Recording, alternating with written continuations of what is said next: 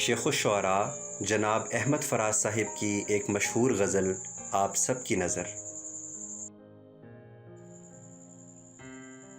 ज़ुल्फ़ रातों सी है, रंगत है उजालों जैसी, पर तबीयत है वही भूलने वालों जैसी। एक ज़माने की रफ़ाकत पे भी रम खुर्दा है, उस कमामेस की खुशबू है ग़ज़ालों जैसी। ढूंढता फिरता हूँ लोगों में शबाहत उसकी, कि वो ख्वाबों में भी लगती है ख़यालों जैसी।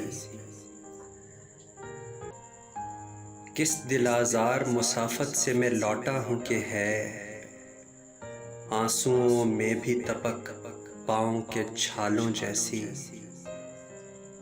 उसकी बातें भी दिलावेज़ हैं सूरत की तरह, मेरी सोचें भी परेशान मेरे बालों जैसी। उसकी आँखों को कभी गौर से देखा है फराज, रोने वालों की तरह जागने वालों जैसी।